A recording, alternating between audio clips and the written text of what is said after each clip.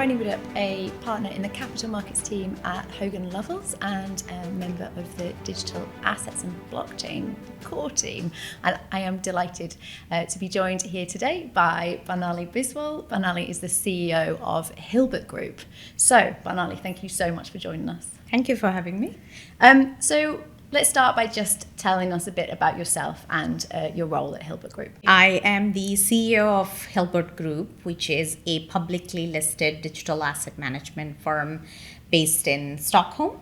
Prior to Hilbert, including Hilbert, I have about 2 decades of experience in the financial services industry, both in traditional and in digital asset management. That includes about 14 years at Goldman Sachs, primarily in credit trading, which, funnily has given me a pretty interesting and deeper appreciation for what institutions actually really need versus what the crypto industry often thinks institutions need. And then more recently, prior to Hilbert, I led the investment efforts at a crypto quant multi-manager investing platform. At Hilbert Group, we are focused on what I would say 3 main key areas. First being asset management, where we are bringing sophisticated AI-driven crypto trading strategies in a compliant institutional grade manner to our investors. The second one is called Synthetica, which is our tokenization platform, which is attempting to bridge traditional and decentralized finance world. And finally, the third pillar, which we believe in, is strategic partnerships, since it's a very nascent industry. For us, it's quite important that we forge meaningful and sort of institutional relationships, example being Xapo Bank for us, that leads us in the forefront of the industry as it matures. Yeah, great. I mean, it's such an exciting time to be in a group that's focused on all those areas. So obviously you're based in the EU. And so my next question is about the US, but it's about how the US affects the rest of the world. So how is the changing regulatory stance in the US, in your experience, impacting this kind of institutional appetite to participate in the digital asset space?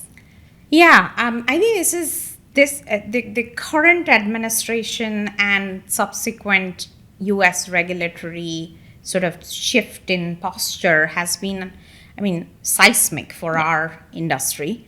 If I were to summarize the impact, I would probably focus on kind of like 4 main points.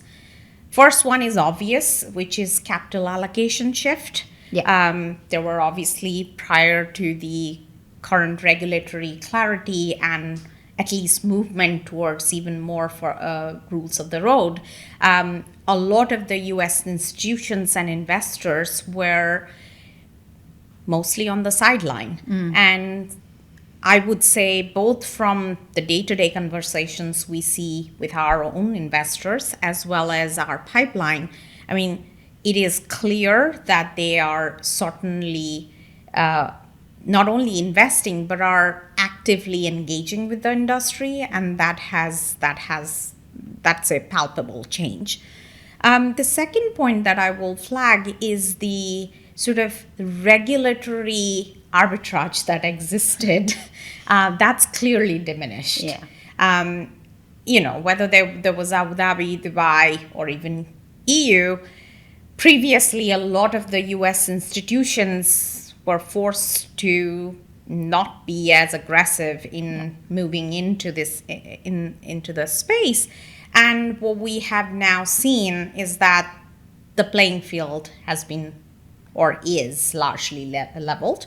This is actually good, I would say, because it forces a certain standardization and also forces players who are not in the US, but for us to step up and kind of move towards maturing the industry to a level where most institutional investors can get comfortable.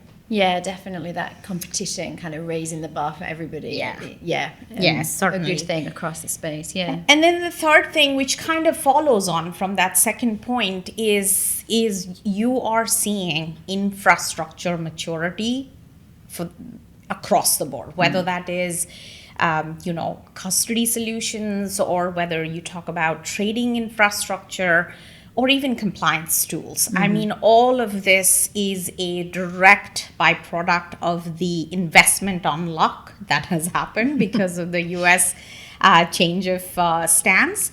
And I mean, that kind of validates Hilbert's day one approach, frankly, because what we have built from very early on is this compliant, institutional focused infrastructure. And it's now battle tested, and we have had to significantly step up as well. Yeah. And what's the most interesting bit is the change you are seeing in the approach in corporate treasury. This is I do not believe this would have happened in the absence of US regulatory changes. Yeah. And now you actually see, and this is a worldwide phenomenon, not necessarily just US focused, but corporate treasuries are looking to the digital assets not just for speculative purposes, but actual treasury management, and sort of making use of it as a strategic tool. Yeah. And I think that's definitely because of the recent change in environment. Yeah, no, absolutely. I think that kind of attraction, I mean, corporate treasury is not necessarily historically the most exciting topic, right? But as you see this kind of shift into this sort of, ability to strategically manage that treasury using crypto, using DeFi tools, Yep. I mean, it's becoming significantly a more interesting area because of all the flexibility that's offered by these new products. Indeed. It's brilliant. And you've talked a little bit about infrastructure. But finally, just to kind of wrap up, I know Hilbert's made great steps forward in terms of providing this institutional grade infrastructure. We've obviously seen progress in custody and various other areas. But what would you say are some of the gaps that are still existing, or places where maybe there's some provision but it's not at scale yet, or kind of not in the right places? Like what would you say about that? I mean, I think we've made, by the way, substantial progress since I have come into the industry, which is probably over 5 years now. But what I would say, or some things are a function of time. Yeah. And then some things are just frustrating and byproduct of whether that's lack of investment, lack of regulation, etc. But one of the things that is probably every asset manager / crypto participant would flag is this lack of harmonization across cross-border regulatory regimes. Right. What we are seeing, individual regimes are making things clearer and providing clear rules and regulations and frameworks. What we totally lack is coordination amongst those regions. And because of that, what it is producing is operational complexity. I mean, if I were to give an example, which is us, we are listed in Sweden. We have Cayman, BVI, various entities for investment vehicle purposes. We work with partners like Xapo Bank that are regulated in Gibraltar. The operational friction and complexity is enormous because of the lack of coordination across various jurisdictions. The second part that I would say is visible is the lack of traditional banking integration. Right. And it's a pain point when you actually are on the ground, because a lot of the investors, especially institutionals, they would very much want to go beyond sort of the ETF land. Yeah. And even though there are some regulations that exist, the traditional banks and prime brokers and other service providers, they still are lagging behind in having the infrastructure which can handle digital asset activity. So I think if we were to clear that, there should be a seamless integration between the traditional and the digital world. Yeah. So I think that's a frustrating point. The other thing that I will point out is accounting and tax implications, because again, you have a lot of clarity with regards to custody, with regards to trading, but the way the assets are treated, or whether that's accounting wise, and the tax implications, that's still murky in many of the regions.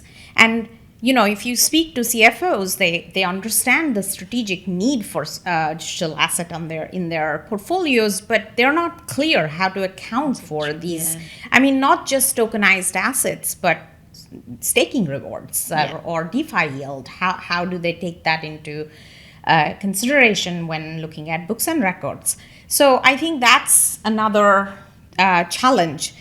And the one that frustrates me the most, I would say, is this lack of, sort of seamlessness that exists between sort of yield generation.